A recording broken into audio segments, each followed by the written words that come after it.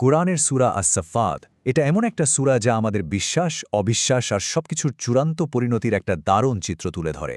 পুরো সূরাটা যেন একটা জার্নি। শুরু হচ্ছে আল্লাহর একাত্ম দিয়ে, তারপর নবীদের কঠিন সব পরীক্ষার মধ্যে দিয়ে এগিয়ে গিয়ে শেষ হচ্ছে একটা চূড়ান্ত প্রতিশ্রুতিতে।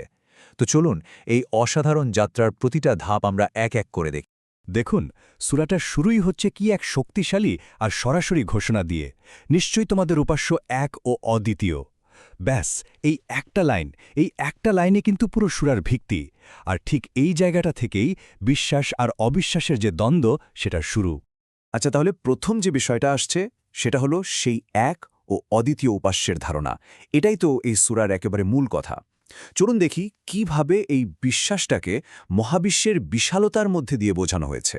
এখানে মহাবিশ্বের যে বর্ণনা দেওয়া হয়েছে সেটা কিন্তু শুধু সৌন্দর্যের কথা বলছে না, এটাকে দেখানো হচ্ছে একটা সুরক্ষিত, সুশৃঙ্খল দুর্গের মতো। আর আকাশের তারাগুলো, ওগুলো শুধু টিমটিমে আলো না, বরং অশুভ শক্তির হাত থেকে এই সৃষ্টিকে বাঁচানোর জন্য পাহারাদার। ভাবুন তো একবার, এই যে এত নিখুঁত একটা সিস্টেম, এটা কি একজনই সর্বশক্তিমান স্রষ্টার দিকে আমাদের মনোযোগ আকর্ষণ করে না? কিন্তু দেখুন, যেখানেই একটা বড় সত্য থাকে সেখানেই কিন্তু প্রশ্ন ওঠে, সংশয় জাগে। আর এখানেই গল্পটা একটা নতুন মোড় নেয়।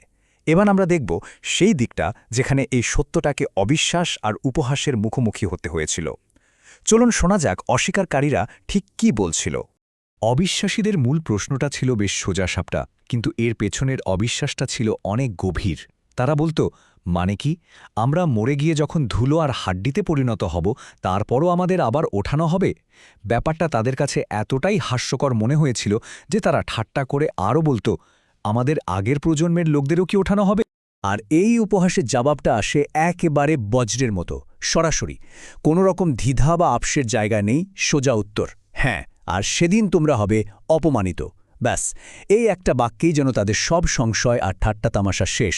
এখান থেকেই বিতর্কের শেষ আর পরিণতির শুরু। তাদের সমস্যাটা কিন্তু শুধু পুনরুত্থান নিয়েই ছিল না। তারা বলতো এ বার্তাটা নাকি স্পষ্ট জাদু। কোনো ভালো উপদেশ তারা শুনতেই চাইত না, আর কোনো ঐশী নিদর্শন দেখলেই সেটা নিয়ে হাসি ঠাট্টা করত। মানে ব্যাপারটা এমন না যে শুধু একটা বিষয়ে তাদের সন্দেহ ছিল, এটা ছিল আসলে সত্যকে পুরোপুরি প্রত্যাখ্যান করার একটা মানসিকতা। পৃথিবীর জীবনের তর্ক-বিতর্ক তো অনেক হলো। এবার সূরা আমাদের সরাসরি নিয়ে যাচ্ছে সেই চূড়ান্ত গন্তব্যে, যেখানে ভালো মন্দ প্রত্যেকটা কাজের পরিণতি অপেক্ষা করছে। আর সেই গন্তব্য মাত্র দুটো, এবং দুটোই একে অপরের একেবারে বিপরীত। বিচারের দিনের একটা দৃশ্য ভাবুন তো, অস্বীকারীরা একে অপরকে দোষ দিচ্ছে, তোমার জন্য আমার এই অবস্থা। কিন্তু শেষ পর্যন্ত দেখা যাবে প্রত্যেকেই নিজের কাজের জন্যই দায়ী। নেতারা তখন পরিষ্কার বলে দেবে, আরে আমাদের তো তোমাদের উপর কোনো জোর ছিল না, বরং তোমরাই তো সীমালঙ্ঘন করেছিলে। এখানে দুটো একেবারেই ভিন্ন চিত্র পাশাপাশি তুলে ধরা হয়েছে।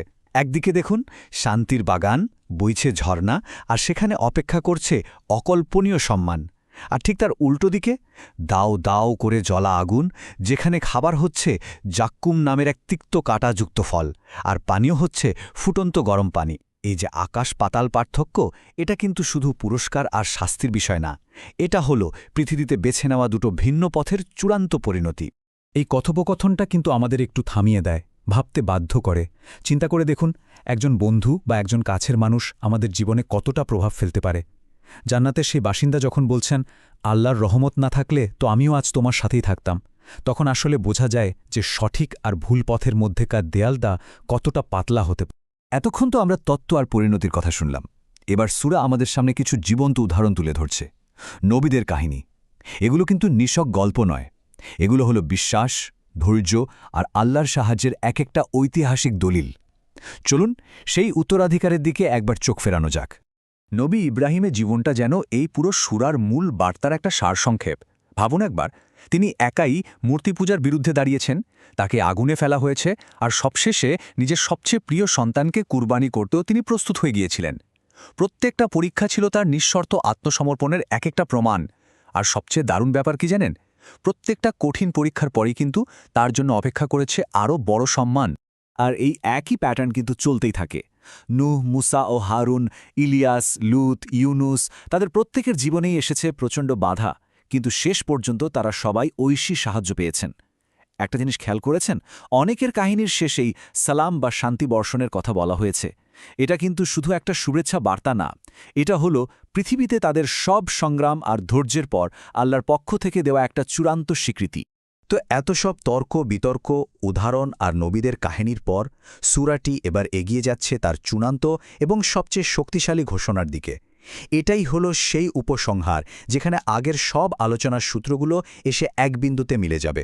সেই যে অস্বীকারীরা উপহাস করছিল তাদের কথা মনে আছে? এবার আসছে তার সরাসরি জবাব, এক চূড়ান্ত ঐশী প্রতিশ্রুতি, যেখানে বলা হচ্ছে সাময়িকভাবে যত বাধাই আসুক, যত বিপত্তিই আসুক, শেষ পর্যন্ত বিজয় কিন্তু সত্যের অনুসারীদেরই হবে। এটা কোনো সাধারণ আশা না, এটা একটা ডিভাইন ডিক্লারেশন, একটা চূড়ান্ত ঘোষণা। আর দেখুন, সূরাটা শেষ হচ্ছে ঠিক সেভাবেই যেভাবে শুরু হয়েছিল, আল্লাহর প্রশংসার মধ্য দিয়ে। অস্বীকারীরা যেসব ভুল ধারণা পোষণ করত সেগুলোর ঊর্ধ্বে আল্লাহর পবিত্রতা ঘোষণা করা হচ্ছে, নবীদের প্রতি আবারও শান্তি পাঠানো হচ্ছে, আর সবশেষে সব প্রশংসা যে বিশ্বজগতের প্রতিপালকের সেই স্বীকৃতি দেওয়া হচ্ছে। পুরো ব্যাপারটা একটা বৃত্তের মতো, যা শুরু হয়েছিল একত্ববাদ দিয়ে আর শেষ হলো সেই এক ও অদ্বিতীয় সত্তার প্রশংসার মধ্য দিয়ে। এই সূরা তো আমাদের নবীদের উত্তরাধিকারের কথা বলল, কিন্তু এখানেই আমাদের সবার জন্য একটা বড় প্রশ্ন থেকে যায়। আমরা আমাদের পরের প্রজন্মের জন্য বিশ্বাসের কি উত্তরাধিকার রেখে যাচ্ছি? আমাদের আজকের কাজ আর বিশ্বাসই কি তাদের ভবিষ্যতের পথটা তৈরি করে দেবে না?